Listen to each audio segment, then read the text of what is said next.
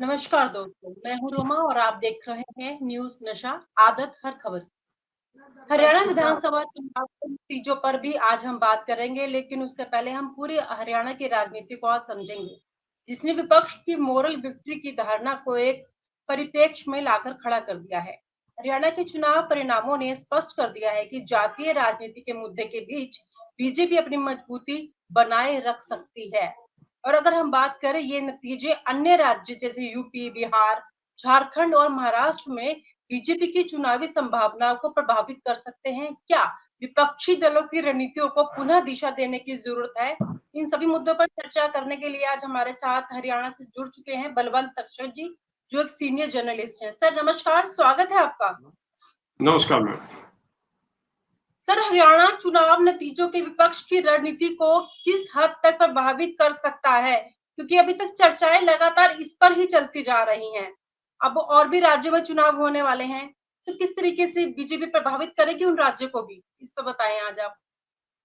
देखिए, मैं रोमा जी ये कहूँगा कि अगर हरियाणा में कांग्रेस जो कि उम्मीद थी कि सत्ता में आएगी, लेकिन चुनाव परिणाम उम्मीदों के मुताबिक नहीं आए, ना एग्जिट पोल के मुताबिक थे, ना सट्टा बाजार के मुताबिक थे, ना जर्नलिस्टों की जो भविष्यवाणी थी या उनका जो सर्वे था उस हिसाब से थे, और ना ही कांग्रेस की उम्मीद के मुताबिक थे। मैं सोचता हूँ कि अगर हरियाणा में कांग्रेस सत्ता में आती, तो निश्चित तौर पर कांग्रेस के हाईकमान से लेके और निचले स्तर तक लोग उत्साहित होते और उस चुनाव का असर जो है महाराष्ट्र तक जाता, झारखंड तक जाता, और जो जैसा कि हुड्डा साहब ने कहा था कि हम सत्ता में आने के बाद बॉर्डर खोल देंगे, तो मैं ये मानता हूँ कि पंजाब और हरियाणा के किसान दिल्ली की तरफ कूच करते, केंद्र सरकार की परेशानी बढ़ती, उनकी मांगे मानना शायद केंद्र के लिए संभव नहीं था और बिना मांगे मनवाए वो वापस नहीं लौटते। तो एक माहौल इस तरह का बनता कि केंद्र सरकार किसानों की हितैषी नहीं है, और यही मैसेज जो है कांग्रेस और दूसरी पार्टियां शायद महाराष्ट्र और झारखंड में देना चाहती थी।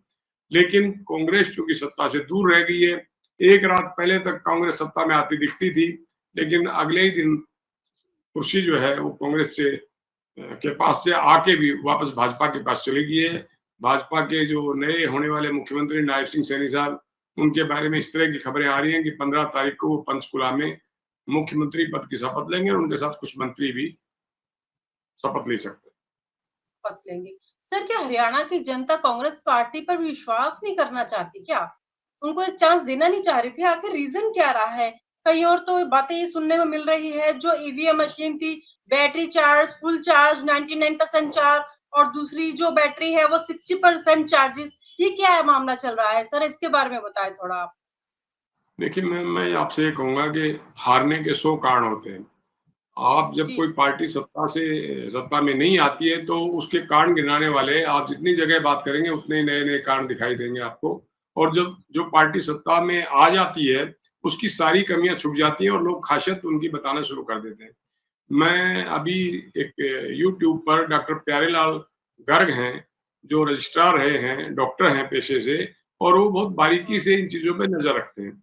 उनका जो तर्क था, आप उनका तर्क सुनेंगे तो आपको लगेगा कि हो सकता है ऐसा हुआ हो। उनका ये मानना था कि जब मतदान खत्म होता है 6 बजे, तो साढ़े 6 बजे तक आंकड़े आ जाने चाहिए कि कितना परसेंट पोलिंग हुई है पूरे हरियाणा में।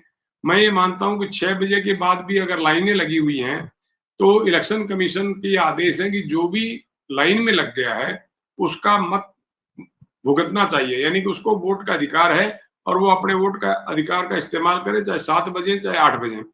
लेकिन चुनाव आयोग की तरफ से जो आंकड़े आए थे, वो ये थे कि हरियाणा में 61.19% मतदान हुआ है, और उसके बाद जब मतदान संपन्न हो गया, यानी कि जो लाइनें थी वो खत्म हो गई और हर व्यक्ति ने अपने मताधिकार का इस्तेमाल कर लिया, तो आंकड़े नहीं आए। आगे उनका ये कहना था कि 5 तारीख को मतदान हुआ, 7 तारीख को मतगणना से पहले मुख्यमंत्री नायब सिंह सैनी साहब ने कहा कि हमारे पास सारी व्यवस्थाएं हैं, हम चुनाव जीत रहे हैं, कांग्रेस कल ईवीएम को दोष देगी कि वहां गड़बड़ हुई है। और उस दिन फिर रात को चुनाव आयोग ने जो आंकड़े जारी किए, वो थे 67.9%। तो गर्ग साहब का ये मानना था कि 1 घंटे 6 बजे अगर मान लो पोलिंग का समय पूरा हो गया और लाइन में लगे हुए लोगों ने 7 साढ़े 7 तक भी वोट डाले होंगे, तो वो परसेंटेज 7.7% नहीं बढ़ सकती। 1-8% की तो उसमें बढ़ोतरी हो सकती है, लेकिन 7% की बढ़ोतरी होना ये संभव नहीं है। और ये आंकड़े मुख्यमंत्री की प्रेस कॉन्फ्रेंस के बाद रात को 7 तारीख को जारी किए। उनका ये भी कहना था कि जैसे ही मतगणना संपन्न हुई, इलेक्शन कमीशन ने वो आंकड़े वेबसाइट पे डाल दिए कि 1031 उम्मीदवारों में से किस कॉन्स्टिट्यूंसी में किस उम्मीदवार को कितने मत मिले। तो यहाँ तो एक-एक उम्मीदवार के आंकड़े डाल दिए और वहाँ टोटल परसेंटेज 90 सीटों की जो देनी थी, उसको देने में उन्होंने 2 दिन लगा दी, बल्कि 7 तारीख की शाम कर दी, 8 को मतगणना होनी थी। उनका गर्ग साहब का ये मानना है, मैं और आप इससे सहमत हो ना हो, और अब उस सहमति ना असहमति का कोई मतलब भी नहीं है। उनका कहना था कि हर कॉन्स्टिट्यूंसी में 15,000 वोट फालतू आए हैं, 13,80,000 वोट फालतू दिखाए गए हैं। तो 13,80,000 वोट फालतू कैसे हो गए? 1 डेढ़ घंटे में 6-7% मतदान कैसे बढ़ सकता है? और उनका एक तर्क लोग ये भी कहते हैं कि जो पहले बैलेट पेपर खुलते हैं, तो बैलेट पेपर कोई जाट समुदाय के तो अकेले के होते नहीं, 80 साल से ऊपर के जो मतदाता हैं, उनमें सभी जातियों के मतदाता हैं, 80% से ऊपर महिला पुरुष। तो पहले जो बैलेट पेपर की गिनती हुई तो कांग्रेस 72 सीटों पे आ गई थी और भारतीय जनता पार्टी 9 सीटों पे आ गई थी। और जैसे ईवीएम खुलनी शुरू हुई, वो स्थिति उलट गई, कांग्रेस पीछे चली गई, भारतीय जनता पार्टी लगातार आगे रही। तो उनका ये मानना था कि कांग्रेस पार्टी जो इलेक्शन कमीशन के सामने जाके अपने कुछ शिकायतें दर्ज करवा रही है, 20-30 शिकायतें उन्होंने दी हैं इलेक्शन कमीशन को, तो वो ये मानते हैं कि अंधे बहरे के आगे बीन बजाने का कोई मतलब नहीं है, ना उनको दिखाई देता, ना उनको सुनाई देता है। और कांग्रेस को अब एक बार फिर से मैदान में उतरने के लिए जोर-शोर से लड़ाई लड़नी पड़ेगी, क्योंकि अंधेरी रात के बाद, हर रात के बाद सूरज उगता है, रोशनी आती है। तो आप घर बैठने के बजाय उनको अभी से संघर्ष करना पड़ेगा। लेकिन उनके जो तर्क थे, मैं आपको रोमा जी अपनी तरफ से एक बात कहता हूँ कि जब ये चुनाव नतीजे आए, तो कांग्रेस तो परेशान थी, भारतीय जनता पार्टी भी हैरान थी।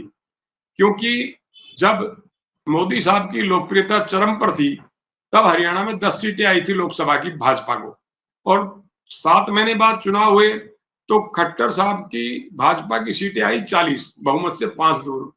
तो उनका उनका या मेरा या आपका भी तर्क हो सकता है कि जब अगली बार लोकसभा के चुनाव हुए और भारतीय जनता पार्टी 10 में से 5 सीटें हार गई, उस सूरत में 7 महीने बाद होने वाले विधानसभा चुनाव में भाजपा की सीटें घटने के बजाय 8 सीटें बढ़ गई। ये तर्क किसी के गले उतरता नहीं है, लेकिन जो परिणाम आ गए हैं और भारतीय जनता पार्टी सरकार बनाने जा रही है। सर, जैसे अभी आप कह रहे थे कि विपक्ष को दोबारा से तैयारी करनी होगी मैदान में उतरने के लिए। सर, अब कौन-सी अब नीतियाँ लेकर आएँगे? कौन-सी नीतियाँ उन्हें लागू करनी चाहिए जिसको लेकर वो मैदान में दोबारा से उतरे? क्यों?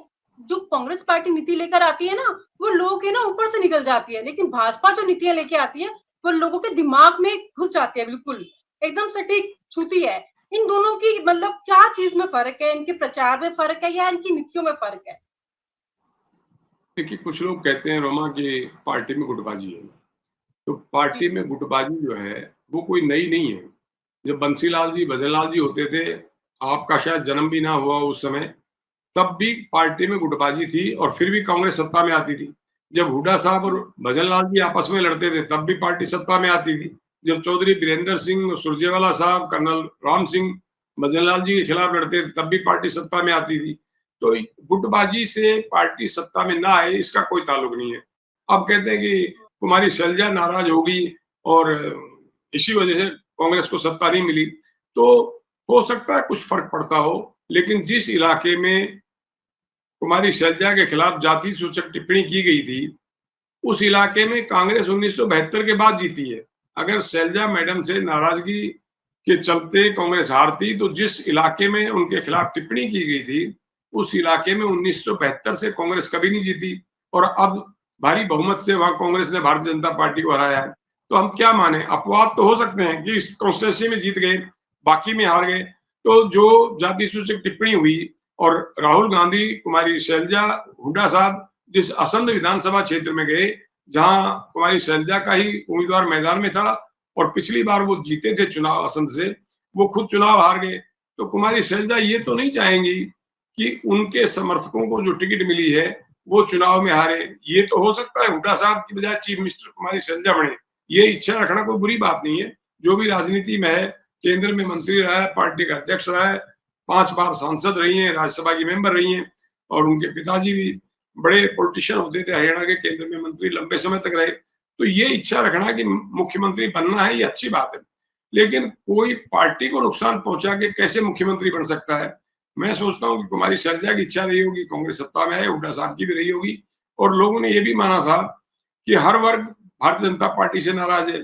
किसान, जवान, पहलवान, कर्मचारी, सरपंच, आंगनबाड़ी वर्कर, आशा वर्कर और उस सब के बावजूद भारतीय जनता पार्टी की सीटें बढ़ जाए तो भारतीय जनता पार्टी मान लीजिए खुद भी हैरान हो कितनी सीटें कैसे आ गई, उनको भी भरोसा नहीं था।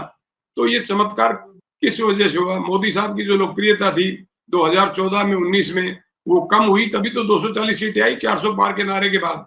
सेंटर में भी कम हुई, हरियाणा में कम हुई, लेकिन अब अचानक सीटों का बढ़ना, अब उस पे तरह-तरह के कयास हैं, तरह-तरह के आरोप हैं, तरह-तरह के तर्क हैं लोगों के। जो होना था वो तो रोमा आपके सामने ही है। आपसी कलह तो सभी पार्टियों में रहता है, लेकिन जो बीजेपी सरकार है वो समय आते इन चीजों को संभाल लेती है। जैसे उन्होंने नायब सिंह सैनी को फटाफट से मुख्यमंत्री बना दिया, लेकिन उनके अपने डिसीजन में जल्दी से बदलाव नहीं ला पाती है। क्या इनके अंदर एक वीआईपी लीडरशिप है जो जमीनी स्तर पे लोगों से मिलते नहीं है, बातचीत नहीं करते, किसी की राय को इंपॉर्टेंस नहीं देते या अपने आप में ही रहते हैं? रोमा, कांग्रेस तो ये मान के चल रही थी कि जनता खुद भारतीय जनता पार्टी के खिलाफ चुनाव लड़ रही है। हरियाणा का मतदाता भाजपा के खिलाफ चुनाव लड़ रहा है और हम सत्ता में आ रहे हैं और सत्ता में आने की जो उनकी उम्मीद थी वो गलत इसलिए नहीं थी कि वो जहां भी जाते थे एक ही आवाज सुनाई देती थी उनको कि कांग्रेस आ रही है, भाजपा जा रही है। लेकिन जमीनी स्तर की जो आप बात करते हैं, भारतीय जनता पार्टी के पास 20 ऐसे सहयोगी संगठन हैं जो जगह जगह अपने अपने तरीके से भाजपा की मदद करते हैं। लेकिन भारतीय जनता पार्टी के विरुद्ध जो पार्टी चुनाव लड़ रही है कांग्रेस, 10 साल से सत्ता से बाहर है। एक छोटी सी बात से आप उसको अंदाज लगा सकते हो कि कांग्रेस का काम करने का क्या तरीका है कि हुड्डा साहब जब मुख्यमंत्री थे तो फूलचंद मुराना हरियाणा प्रदेश कांग्रेस के अध्यक्ष होते थे, जिनके बेटे अभी अंबाला से लोकसभा चुनाव जीते हैं। और उसके बाद अशोक तंवर साहब अध्यक्ष बने कांग्रेस के, उसके बाद कुमारी शैलजा अध्यक्ष बनी और उसके बाद उदय भान अब मौजूदा अध्यक्ष हैं। ये सभी अनुसूचित जाति से आते हैं। लेकिन मौलाना साहब के टाइम में संगठन नहीं बना, निचले स्तर पर जिला अध्यक्ष, तहसील अध्यक्ष, ब्लॉक अध्यक्ष, जो निचली सीढ़ी है कांग्रेस की, वो बार-बार अध्यक्ष बदले, बार-बार दावा किए गए कि हम 3 महीने में संगठन खड़ा कर देंगे, 5 महीने में संगठन खड़ा कर देंगे। लेकिन उदय भान जी जब अध्यक्ष बने तो हमने उनसे सवाल किया कि आप कब तक कर देंगे? तो उनका कहना था कि 3 महीने में, यानी कि जब वो अध्यक्ष बने तो उनके 3 महीने बाद जुलाई में पूरे होते थे। उनका कहना था हम जुलाई तक अपना संगठन खड़ा कर देंगे। लेकिन कांग्रेस पार्टी चुनाव में मैदान में चली भी गई, हार भी गई, संगठन अभी तक नहीं बनाया। तो आप नीचे मतदाता के संपर्क करने के लिए जब आपके पास कार्यकर्ता नहीं है, जिला अध्यक्ष नहीं है, ब्लॉक अध्यक्ष नहीं है, तहसील अध्यक्ष नहीं है, मंडल अध्यक्ष नहीं है और इकाइयां नहीं बनी हुई नीचे तक, तो आपकी मदद कैसे होगी? जबकि इनके पास पन्ना प्रमुख हैं, जिला अध्यक्ष हैं, संस्कार भारती, तरह-तरह के मतलब विश्व हिंदू परिषद, बजरंग दल है, भारतीय विद्यार्थी परिषद है, पता नहीं कितने संगठन है और सब अपने-अपने तरीके से काम करते हैं। लेकिन कांग्रेस में संगठन अभी भी नहीं बना है और आगे भी नहीं बनेगा अगर खींचतान में, तो कांग्रेस को इसी तरह नुकसान भुगतना पड़ता रहेगा। कुल मिलाकर इनकी नींव कमजोर है। नींव कमजोर है तो ऊपर मकान तो कैसे ही बन सकता है ना फिर। जी मैम। आज की चर्चा को हम यही खत्म करते हैं, कल फिर किसी और मुद्दे पर बात करेंगे। इसके लिए आपका बहुत-बहुत शुक्रिया। नमस्कार। और आप हमसे जुड़े रहने के लिए सब्सक्राइब करें YouTube पर, फॉलो करें Twitter पर और लाइक करें Facebook पर। और ज्यादा जानकारी के लिए आपको टाइप करना होगा सिर्फ न्यूज़ नशा।